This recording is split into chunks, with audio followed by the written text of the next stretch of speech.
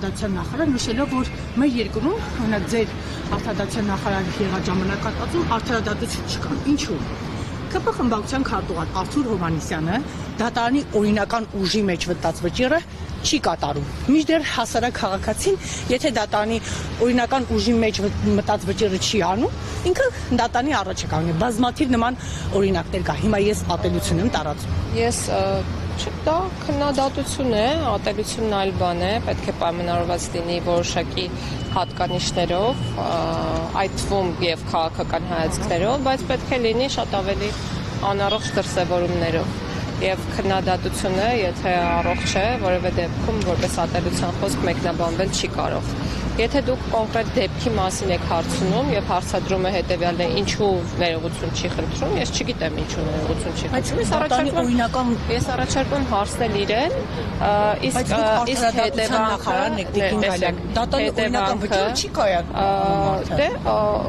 համապատասխան հետևանքները իրավական Հայաստանի Հանրապետության գլխավոր մենք դիմել ենք գլխավոր դատախազություն, գլխավոր դատախազ Աննա Վարդապետյանը լռում է, ոչինչ չի իսկ ինչու եք ինձ հարցնում։ Դուք եք մեր երկրում արդարադատություն արտադրության նախարարին չի համար է պատասխանը դատախազության կամ ցանկացած մարմնի գործունեության համար, որը մեր երկրում պայքարում է հանցավորության դեմ։ Բնականաբար ոչ։ Բայց կարող եք գործընկերոջն ասել, որ ինչ է նշանակում դատարանի Ես առաջարկում եմ նախ տարանջատել մեր մարմինների, պետական մարմինների գործառույթները եւ հարցերը մարմինների ղեկավարներին ուղղել ըստ այդ մարմինների կողմից իրականացվող լիազորությունների, որպեսզի հասարակության աչքերում էլ ընկալումը շատ ճիշտ լինի եւ խեղաթյուրված չլինի պատկերը։ Երկրորդ, այս դեպքով եւ որևէ դեպքով ես իրական բացառում եմ դատական ակտերի չկատարումը եւ յուրաքանչյուր դեպքում պետք է հետևանք ունենա։ Խոսքի ատելությունը, այդ սահմանը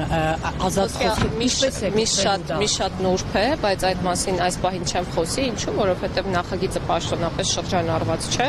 հենց պաշտոնապես շրջանառվի, կխոսեմ այն հասկացությունների եւ բնորոշումների մասին, որոնք տրված են իրավական ակտի համապատասխան նախագծում։ Սա գրաքննություն չէ Տիկին Գայլյան, այսինքն ոչ մեկ չխոսի Տիկին Գայլյանի 8 միլիոն ենթադրել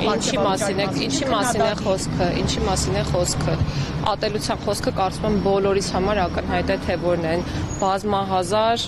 անեծքները եւ հայհոյանքները պայմանավորված մարդկանց որևէ հատկանիշով, ես կրկնում եմ, սեռով,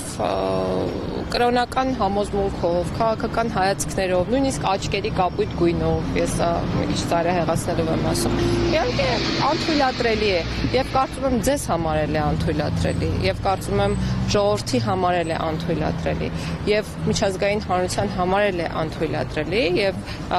մի շարք միջազգային փաստաթղթեր նաեւ մեզ պարտադրում են ունենալ ատելության խոսքի դեմ պայքարող այնպիսի գործուն մեխանիզմներ, որոնք կհաջողեն։ Ընդ որում այդ գործուն մեխանիզմների բովանդակությունը պետք է սահմանվի համապատասխան իրավական ակտերով եւ մենք տարիներ շարունակ փորձում ենք մտածել այդպիսի մեխանիզմ վարչական պատասխանատվության կամ քաղաքացիական պատասխանատվության տեսքով, որը կլինի համաչափ եւ չի ոտնահարի որևէ մեկի